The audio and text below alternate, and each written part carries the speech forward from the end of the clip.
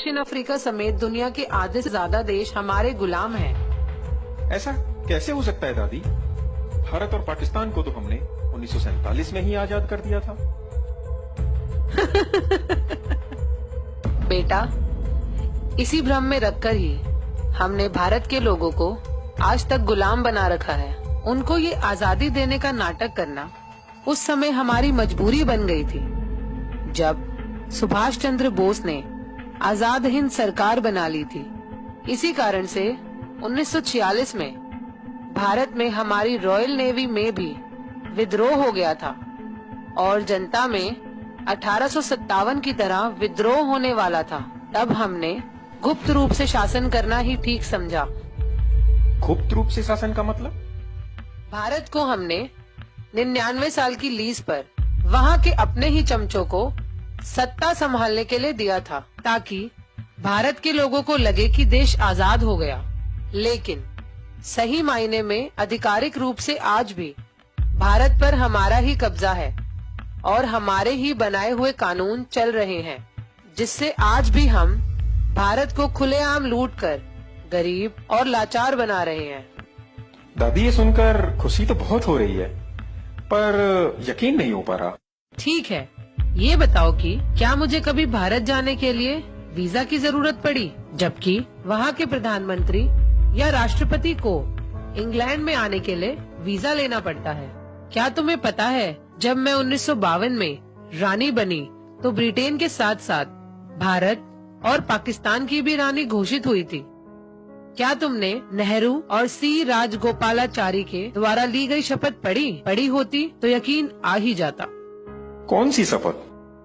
राजगोपालाचारी ने 21 जून 1948 को भारत का गवर्नर जनरल बनने पर शपथ ली थी कि मैं चक्रवर्ती राजगोपालाचारी गंभीरता के साथ इस बात को पक्का करता हूँ कि मैं हिज मैजेस्टी किंग जॉर्ज 6 और उनके उत्तराधिकारी के प्रति विधि के अनुसार वफादार निष्ठावान रहूंगा और उनके प्रति पूर्ण भक्ति रखूंगा।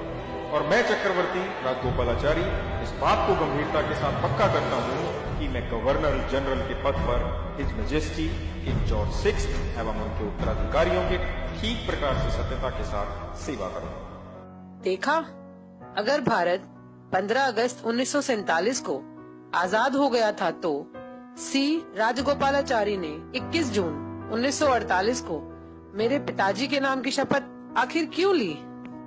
चलो दादी, मान लिया कि 15 अगस्त 1947 को दी गई आजादी झूठी थी, लेकिन 26 जनवरी 1950 में तो भारत के लोगों ने ना खुद का संविधान बनाकर अपने देश को गणतंत्र घोषित कर लिया था।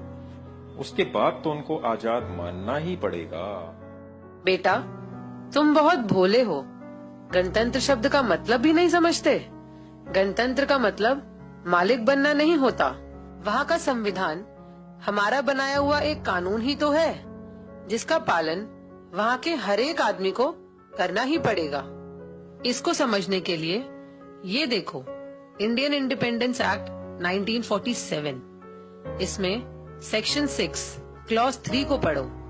इसमें साफ साफ लिखा है कि भारत में कोई भी कानून बनाने का, रोकने का और हटाने का अंतिम निर्णय वहाँ का गवर्नर जनरल ब्रिटेन के राजा की अनुमति से ही कर सकता है। वहाँ का संविधान भी एक कानून ही तो है, जिसको हमारी अनुमति से गवर्नर जनरल सी राजगोपालाचारी ने 26 जनवरी 1950 को मान्यता दी थी। इस समझौते के तहत हम जब चाहे 99 साल की लीज और संविधान को रद्द करके भारत में दोबारा से सीधे सीधे शासन कर सकते हैं। इसी बात को भारत सरकार ने भी एक सरकारी दस्तावेज में स्वीकार किया है। कौन सा दस्तावेज? 1953 में रामनारायण द्वारा पूछे गए एक सवाल के जवाब में भारत सरकार ने आधिकारिक रूप से लिखकर भेजा कि ब्रिटिश नेशनैलिटी एक्ट के अंतर्गत भारत का हर व्यक्ति ब्रिटिश कानूनों के अधीन है और यह स्थिति भारत के गणतंत्र होने के बाद भी नहीं बदली है। यानी भारत के लोगों को हम आज भी अपने कानूनों के तहत सजा सुना सकते हैं, चाहे वे भारत का प्रधानमंत्री ही क्यों न हो।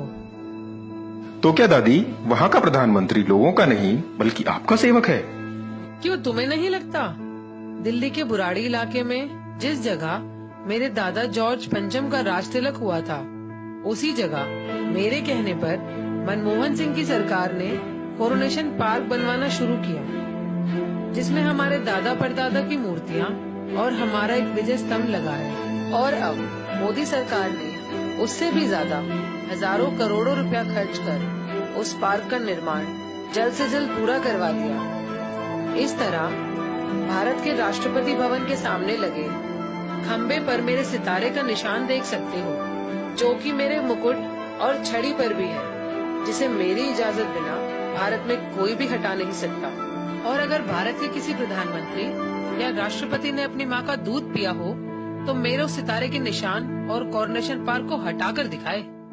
और आरटीआई के जवाब में अगर भारत के राजपत्र पर यह लिख कर दे दे कि भारत के लोग वहाँ के सर्वोच्च शासक हैं और ब्रिटेन की रानी का भारत पर कोई अधिकार नहीं, तो मैं अपना सिंहासन उस आदमी के लिए खाली कर दूंगी।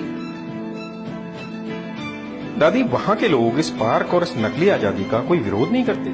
विरोध तो दूर की बात, भारत के गुलाम लोग तो रोजाना जनगण मन गाकर हमारा ही गुणगान करते हैं।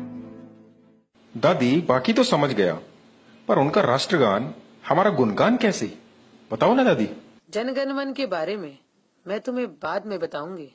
जी दादी, long live British, long live queen. नमस्कार साथियों, मेरा नाम अंकित है और मैं मुरादाबाद के एक छोटे से गांव से हूं। मैं एक साधारण किसान परिवार से हूं। ये वीडियो अभी आप लोगों ने देखा, हो सकता है कि इस वीडियो की सारी बातें आप लोगों को सच ना लगें, लेकिन साथियों वास्तविकता यही है कि इस वीडियो की एक एक बात सच है। और जिन लाखों लोगों ने इस देश को आजाद कराने के लिए अपनी कुर्बानियां दी, उनका सपना आज भी अधूरा का अधूरा है। आज भी ब्रिटेन की रानी का शासन भारत पर होना उन सारे शहीदों का अपमान है। मैं नहीं जानता कि इस देश से ब्रिटेन के शासन का अंत कैसे होगा, लेकिन इसके लिए मैं हर संभव योगदान करने के लिए तैयार हूँ। और मुझे लगता है कि शायद इसी को देशभक्ति कहते हैं।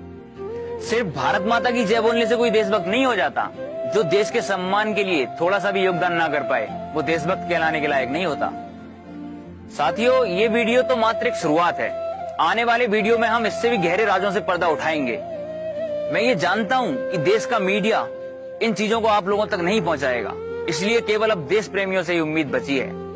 अगर आप भी देशभक्त हैं, तो नीचे दिए गए नंबर पे एक मिस्ड कॉल दें, जिससे आने वाले समय की वीडियो की जानकारी हम आपको पहुंचा सकें, जिससे ज्यादा लोगों तक ये सच पहुंच सके।